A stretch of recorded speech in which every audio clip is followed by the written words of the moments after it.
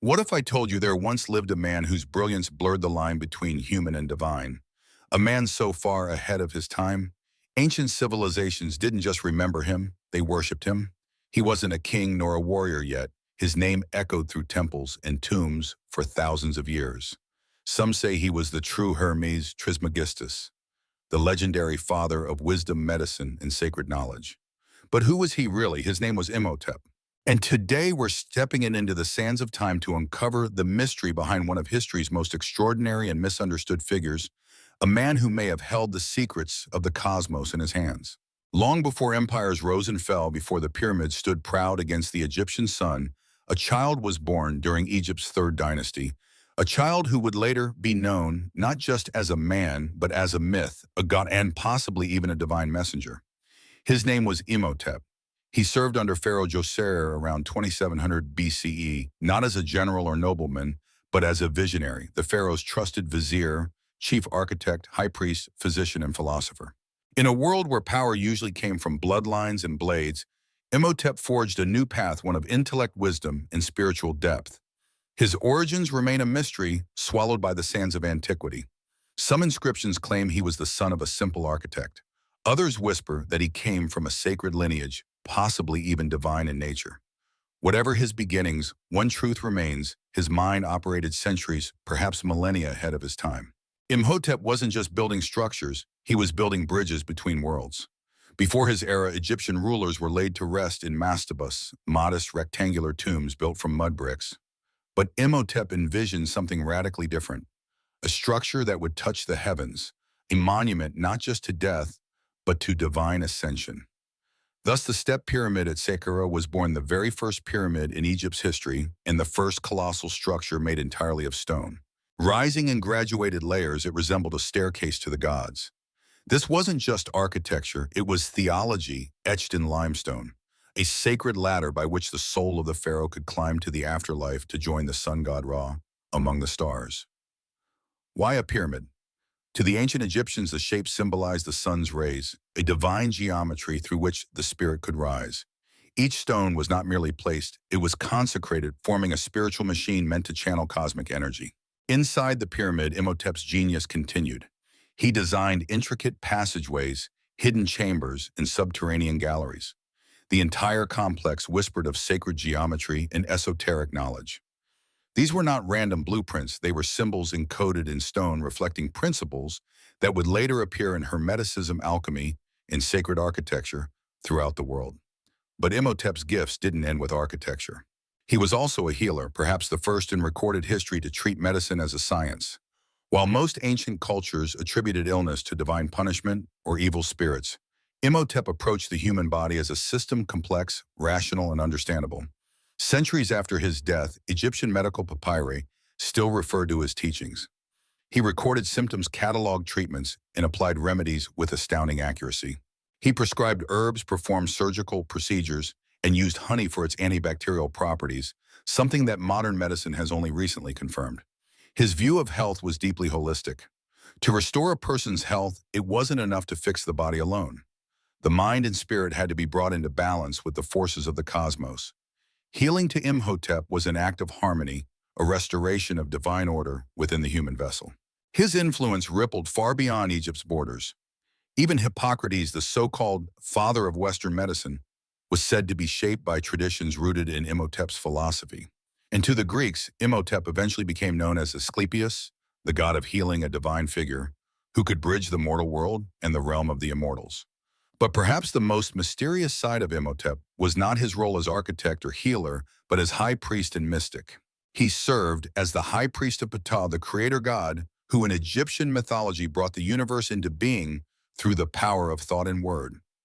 Imhotep, as his earthly representative, was not merely performing rituals, he was embodying sacred knowledge passed down through generations of spiritual initiates.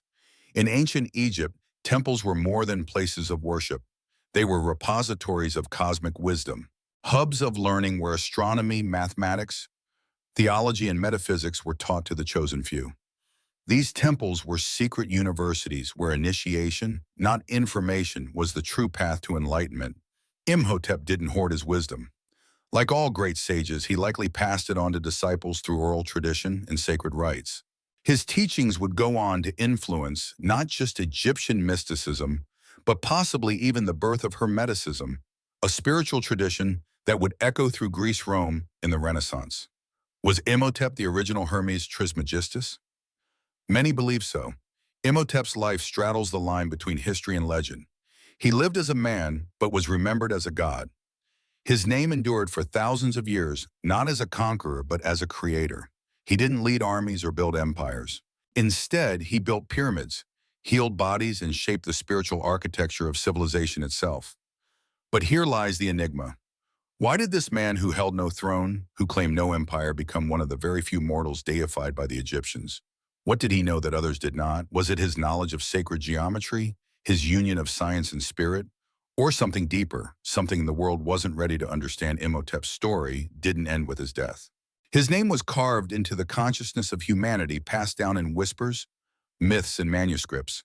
His teachings lived on, coded in stone, etched into scrolls, and hidden in temples across the ancient world. To this day, scholars, mystics, and seekers look back and wonder, was Imhotep merely a brilliant man, or was he a divine messenger sent to awaken humanity? So the next time you look upon the Great Pyramids or read about ancient wisdom, remember this name, Imhotep. He was more than legend. He was a bridge between earth and sky, between body and spirit, between science and the sacred. And perhaps, just perhaps, his story isn't over yet. Stay with us as we explore the lost teachings, hidden temples, and ancient mysteries that continue to shape our world, because the past is not dead. It is a mirror, and in it, we might just find our future. As we've seen, Imhotep was no ordinary figure. He was a man whose ideas carved sacred geometry into stone and whose hands healed not just bodies, but minds. Yet it was not in life, but in the centuries after his death, that Imhotep's legacy began to truly ascend. It was then that the man became myth, and the myth became something far more powerful. After Imhotep passed from this world, his presence did not fade into the annals of history like that of other royal advisors or scholars. Quite the opposite, his image began to grow, evolve, and transcend. As the centuries passed, his name became a golden thread weaving through the tapestry of mythology, esotericism, and spiritual thought. No longer just a vizier or healer, Imhotep was now being remembered as something far greater, a bridge between humanity and the divine. In time, his memory extended far beyond the borders of Egypt. His influence echoed through the halls of Greece, found whispers in the streets of Rome, and later stirred within the hearts of mystics and alchemists across the ancient world. The name Imhotep merged with legends, merged with God, and in many traditions merged with the very foundations of Hermetic philosophy. By the time of Egypt's New Kingdom around 1500 BCE, Imhotep's veneration had reached divine proportions. He was no longer merely honored, he was deified. Egyptians began associating him with Thoth, the god of wisdom, writing, and sacred magic. Thoth was believed to be the scribe of the gods, the cosmic librarian who inscribed the secrets of the universe. And Imhotep, now considered his earthly embodiment, became the guardian of divine mysteries. It's no coincidence that out of this fusion emerged the mysterious figure of Hermes Trismegistus, a name that would go on to shape the entirety of Western esoteric thought. Hermes Trismegistus, thrice great Hermes, was revered as the master of all wisdom, the fountainhead of Hermeticism. But who exactly was this Hermes? Was he ever truly a man? Or was he an archetype, a vessel created to protect forbidden knowledge? And what if this legendary Hermes Trismegistus was in truth Imhotep transfigured and reimagined, across cultures remembered, not as a man of flesh and bone, but as a custodian of eternal truth? The Hermetic texts attributed to Hermes Trismegistus speak in profound detail about the harmony between the macrocosm and the microcosm, the universe and the individual. They reveal sacred laws governing the material and spiritual realms. They teach that enlightenment is not achieved through faith alone, but through gnosis, direct knowledge of cosmic truth. But these weren't new ideas when Hermeticism arose. These same principles were already present in ancient Egypt, hidden in temple rituals, carved into hieroglyphs, and whispered among the initiated. Imhotep, long before any Greek philosopher, was already teaching that spirit and matter were two sides of the same coin. He understood the dance between the physical and the metaphysical, the eternal interplay of opposites that gave birth to creation itself. And if Hermes was a symbolic creation, then Imhotep may have been his first true incarnation on Earth, the seed from which the entire Hermetic tradition grew. Imhotep's genius didn't stop at medicine and architecture. He grasped the underlying code of existence itself. He understood sacred geometry not simply as a mathematical art form, but as the language of the cosmos. He knew of transmutation, not only the transformation of base metals into gold as alchemists later attempted, but the far more profound transmutation of the soul, a journey from ignorance to wisdom, from mortality to immortality. This union of science and spirit would later become a cornerstone of Hermeticism, the belief that true enlightenment comes when the material and spiritual are brought into perfect balance. And so when the Hellenistic world, especially after Alexander the Great, came into contact with Egyptian culture, the legacy of Imhotep was absorbed, transformed, and reinterpreted. The Greeks saw in him their own healing god, Asclepius.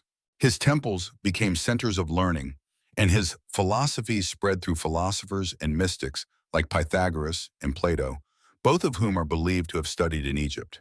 Through their writings, Imhotep's wisdom began to ripple across the Western world. But the trail doesn't stop in Greece.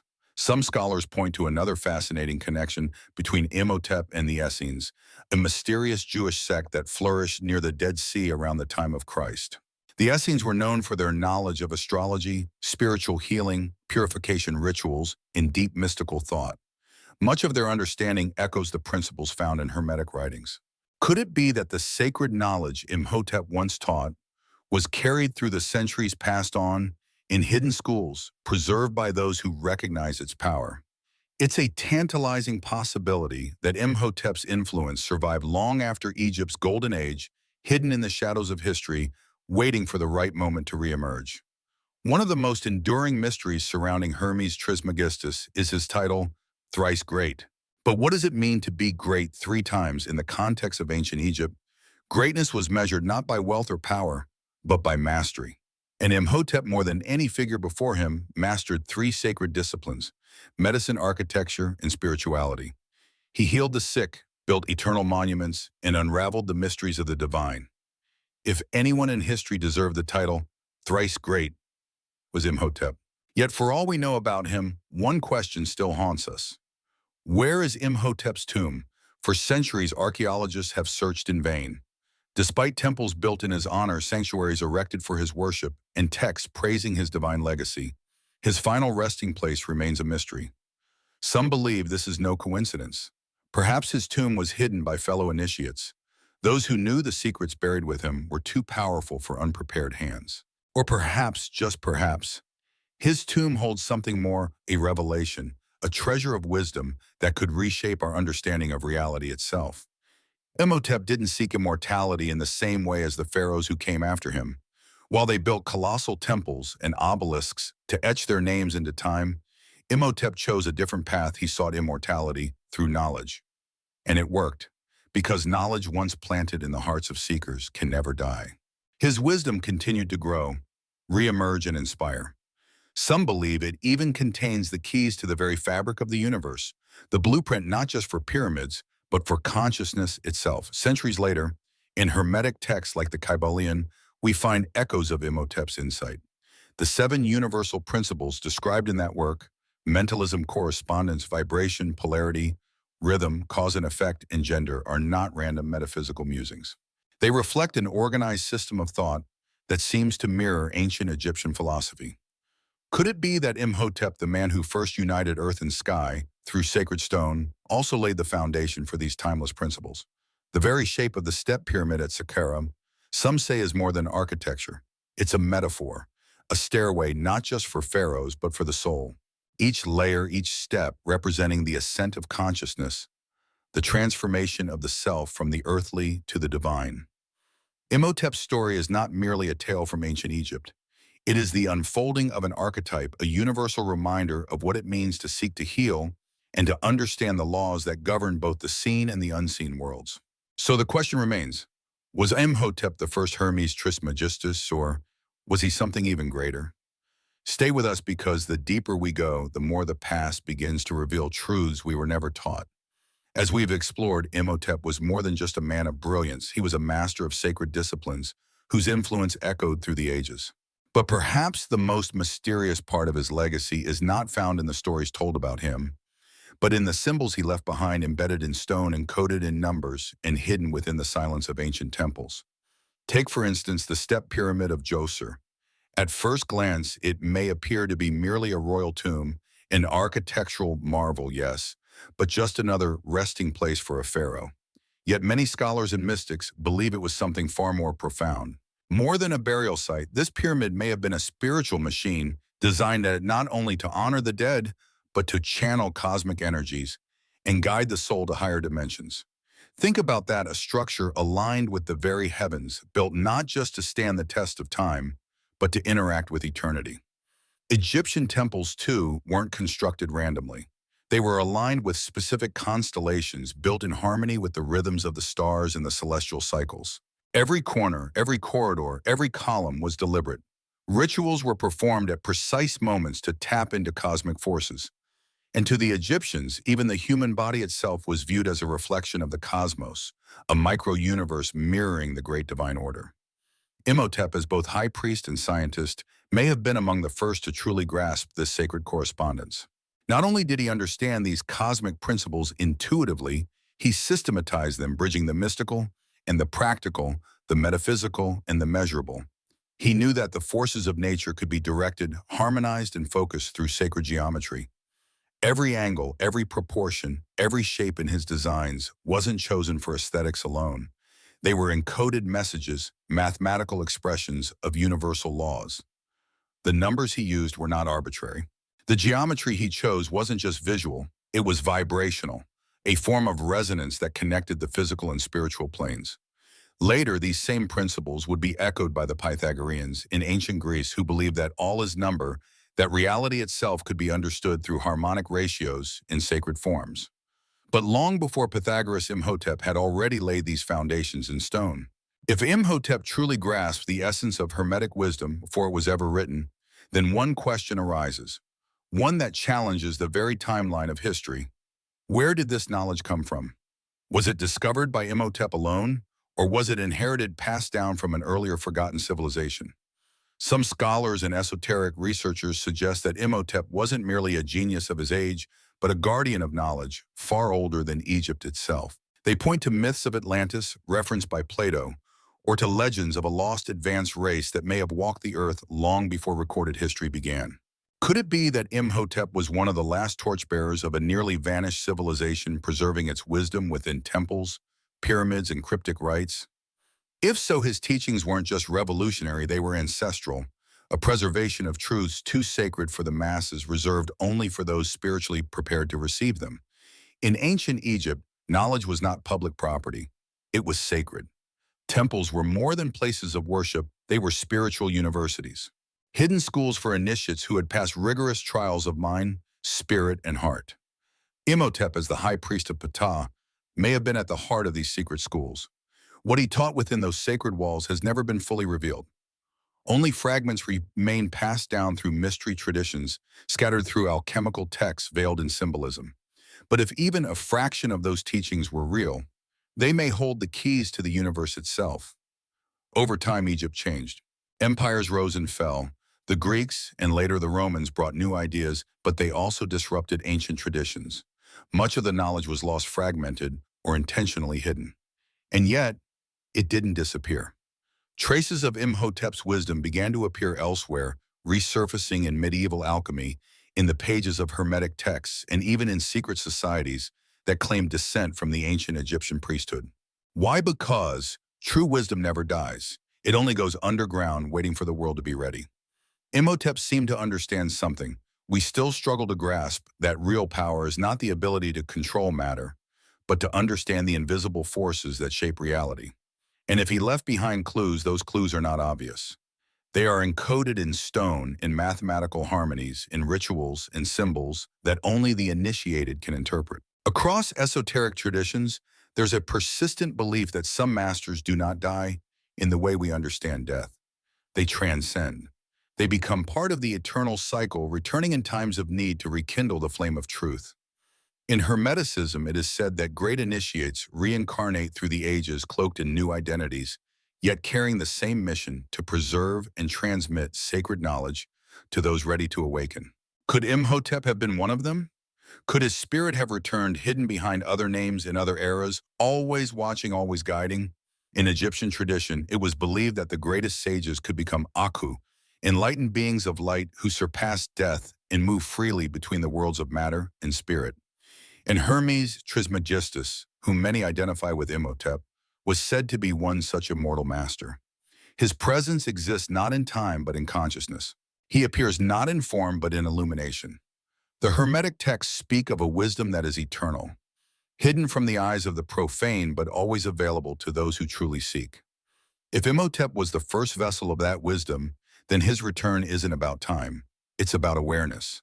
He never left. He's simply waiting to be rediscovered, not as a man, but as an idea, a legacy, a spark waiting to be reignited in a world hungry for truth. But what if his return is not about reincarnation at all? What if his return is already happening, not in body but in ideas? Look around today, science and spirituality are no longer enemies.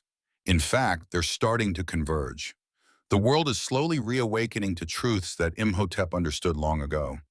In medicine, we're rediscovering holistic healing, treating the human being as more than just flesh, but as a vibrational system connected to the cosmos. Sound therapy, energy medicine, and epigenetics are unveiling the profound relationship between mind, body, and spirit.